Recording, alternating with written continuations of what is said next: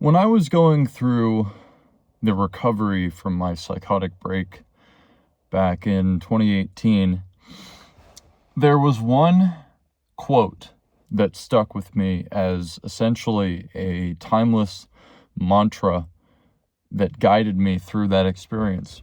And it was this. It came from Tom Wooten, who wrote the book Bipolar Advantage. And in full transparency, at the time, I was also working through a potential bipolar diagnosis, which later we determined with the help of my therapist in, I believe it was 2021 or 2022, so several years after the initial psychotic break, that I did not have bipolar, despite it being permanently on my medical record. So, it's not the experience that is the problem. It is your relationship to the experience that leads to certain behaviors that is the problem. And that was incredibly powerful and potent and useful for when I was going through this experience where I couldn't trust my thoughts, I couldn't trust my emotions, not even my bodily sensations. I was struggling to adjust to the medications that were affecting me. And there were so many different things that I had to constantly, remind myself of that truth in my head, that at the end of the day, I had to take responsibility for how I was feeling, really not even so much how I was feeling, but how I was reacting to those feelings, how I was speaking to people, how I was spending my time, how I was eating, how I was sleeping, how I was taking care of myself, and just being responsible. And it's funny how when you recover from something like that, you kind of take it for granted after a while, and the potency of a quote like Tom Wooten's kind of diminishes over time, or at least the perception of its potency is forgotten. And that's kind of what happens is when things kind of go back to normal and you get your life back on track, it's very easy to fall back into these old tendencies and patterns that did not work during the crisis state, but certainly worked before. And the only reason we do that is because it's comfortable, it's easy, it doesn't require us to, really take a look in the mirror, because why would we? The stakes are lower, it's just mundane, everyday life. And, why do I have to be responsible for all of these different things? Why do I have to be responsible for getting angry at someone because of whatever? I'm struggling to come up with good examples for it, but you can kind of fill in the blanks there with your own lived experience. And, over the past several years, there have been a lot of ways in which I have really allowed myself to be really comfortable and complacent in a lot of ways. And especially regarding my creativity and, the different pursuits that I have been kind of circling around, but not really diving deep into. And so the reason I'm making this video today is because, as you saw in the thumbnail, as well as the initial frames of this video, I'm sitting on the side of the road waiting for a tow truck. And I've been here since 9 o'clock, I believe, maybe earlier, and it's about 11 o'clock in the morning. And instead of just, complaining and doing the whole poor me thing and getting all upset about it, I realized, what? I could scroll here on my phone, waste time watching random brain rot videos on YouTube to try and forget about the situation that I'm dealing with while I wait for the tow truck. Or, I kind of jumped the gun there. Like, initially, I could have said, fuck, like, oh my God, this sucks. Like, immediately diving into all of these different things about how terrible this is and how I wish this wasn't happening, and basically constructing in real time a poor me victim narrative, and complaining and being at war with the reality of the situation. But instead, without realizing it, because I wasn't consciously thinking about this in the moment, but that wisdom of it's not the experience that is the problem, it's your relationship that leads to certain behaviors that is the problem, that just kind of naturally kicked back in, given the stakes of the situation.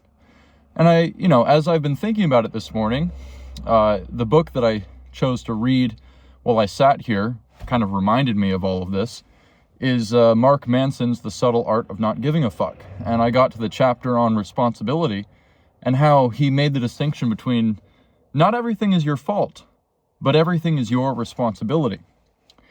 And it brought me right back to that original quote from Tom Wooten.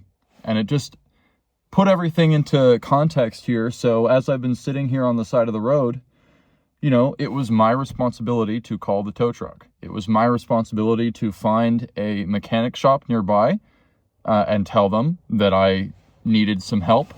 It was my responsibility to communicate with my coworkers and my boss, and I did all of that. It was my responsibility during all of this to choose what emotional and mental framework I was going to adopt throughout this entire experience. And instead of all the other crap that I listed earlier, where I could have gone down that doom spiral of the victim, instead I chose to, as the channel banner on my my page here says, face the storm.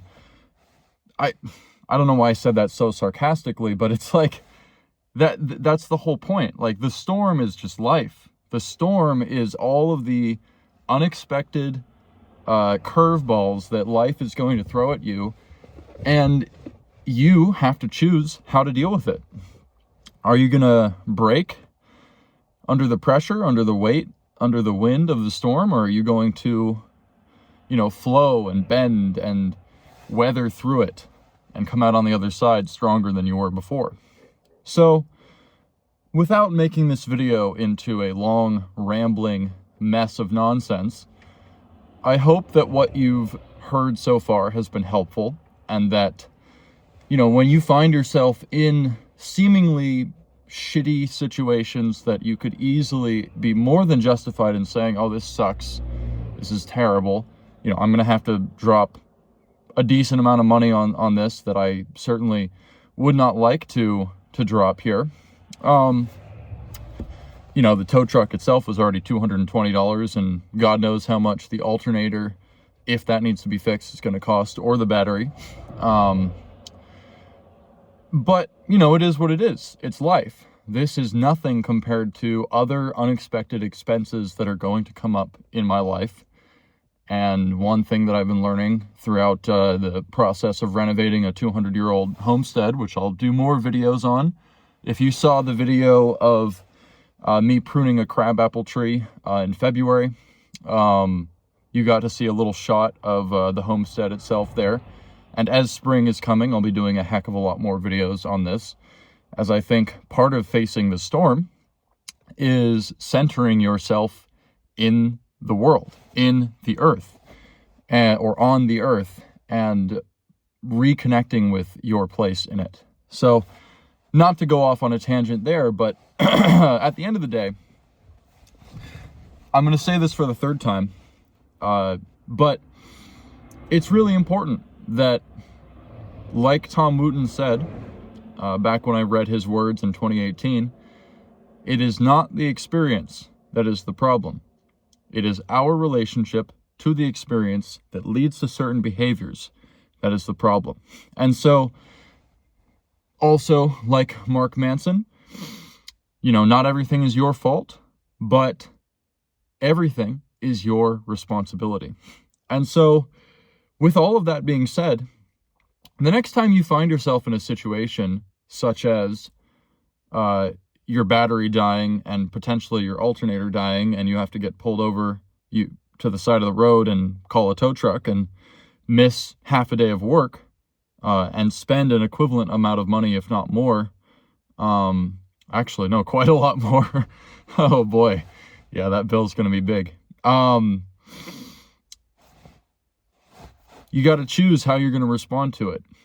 And this is how I'm choosing to respond: with calm determination, with patience, and with the recognition that this is indeed a blessing, because I just got several hours carved into my day where I could essentially sit in quiet and read.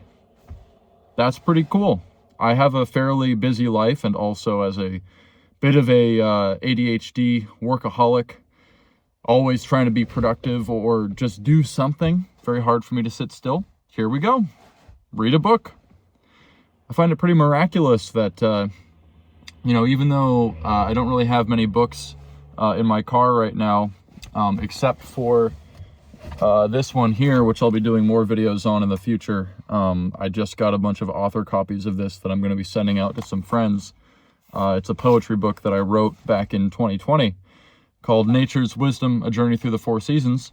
Aside from this physical book, all the books that I have with me are on my Kindle. And normally that poetry book would not be here.